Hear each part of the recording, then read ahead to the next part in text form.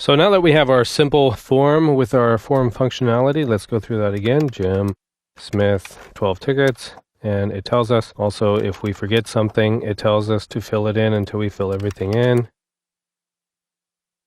And it erases our information. Everything works. Now what we're going to do is add one of each kind of element that you can add on a form. For instance, radio buttons, multiple drop-down, checkbox, and also a hidden variable. So here we go.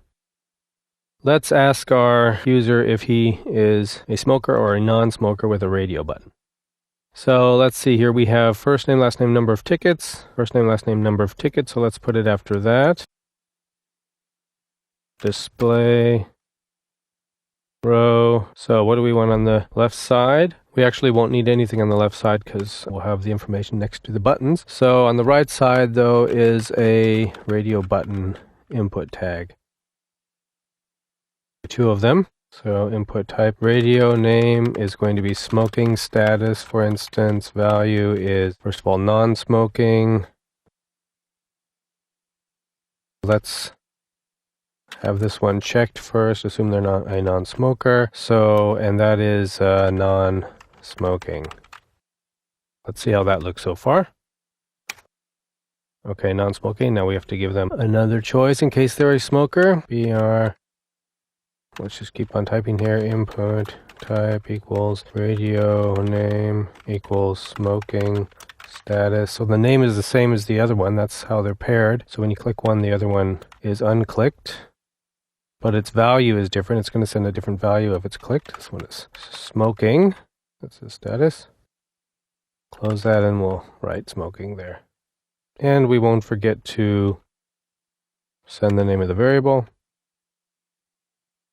Smoking status. So that should pretty much do it. All right, so now he can choose smoking or non-smoking. Super. So in this lecture, we're just going to deal with how to create them on the form. I'll do the handling in the next lecture. So our next one is going to be a multiple choice box. Let's do, for instance, interests. Their interests that they can type in. So we can get some information on our customers and better serve them, of course. So display row. What are we going to put here? Let's put on the left side your interests. And then comma. This is actually going to get very long, so let's not put it on a line. Let's just call a function here, get interests. That's a nice thing about functions. You can just call with a nice little word here. Let's send our variable name per liter, interests, and that should complete the line. So now get interests, we can just go down here and build it. Function get interests. And do our little RS template. Let's do a test and see how we're doing. Right, so your interest on the left and our text here is on the right, so we're ready to go. Now let's build this. And it looks like this. This is a little choice box. So select name equals interests. And here we have to put a PHP notation here to mark this as an array. Because it is multiple, a multiple choice box where they can choose one or more interests. Multiple size equals, let's start out with 3. And that ends that line. Then of course we have to close it. Super. And then what goes in the middle? Options. So option value equals, let's say, classic. Are they interested in classic music or classic theater? Option. So let's see how we're doing here. Super. Let's do 2 more. Jazz, jazz, pop, pop, and look. Super. One thing I see here is that this should actually be up at the top, should be aligned at the top. Let's see why that's not the case. That would be in our get box or display row here with the TD. So the reason is here is that we don't specify that it should be at the top. That's what we need to do. We can do that with a little CSS style here. It would look like this, vertical vertical align. top. Let's give it some padding too, just for good measure. Let's see how that looks. Okay, super. That looks better. And let's put it for the column on the right as well. Okay, that looks nice.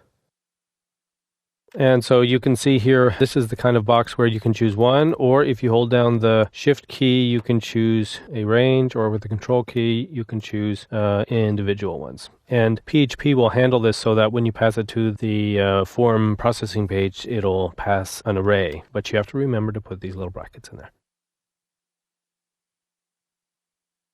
So what else do we want to put on a form? How about a classic drop-down? Let's put it right after the multiple drop-down, or the multiple choice here. That would look like, let's see, what can we do for that? Maybe payment. Let's do payment. Display row. Display row. Left side, we'll say payment, and this time it's going to be top aligned, which is nice about having everything in one place. Payment, this is also going to be kind of long. It's basically the same code, so we'll just say get payment as a function and send the name of the variable. Okay, get payment. Let me just copy this whole thing here, get interest, because it's similar. Call it get payment. And basically, we don't need all of this, so we just say payment here.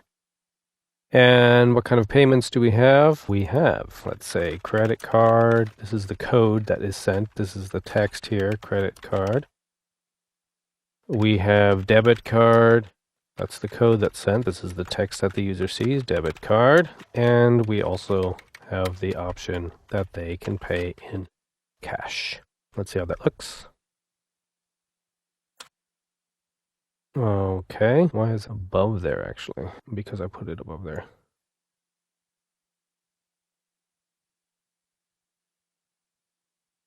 Okay, and that works perfectly.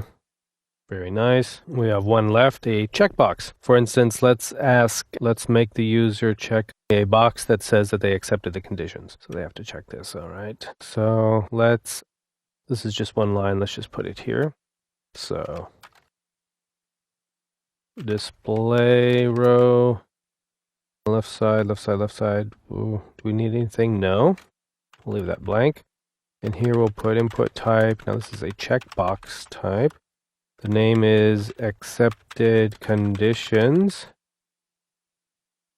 And the value is yes. So if he checks the box, then the form is going to send a value with the name accepted conditions, or a variable with the name accepted conditions that has a value of yes, which will make it quite clear on the processing side.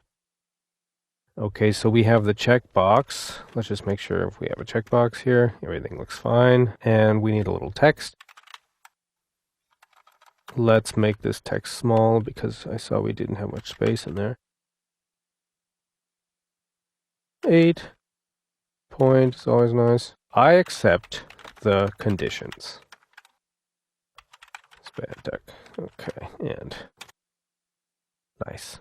So there we have all of the different kinds of form elements that you can have. Here's a text box, here's another text box, radio button, multiple choice, drop down, and a checkbox.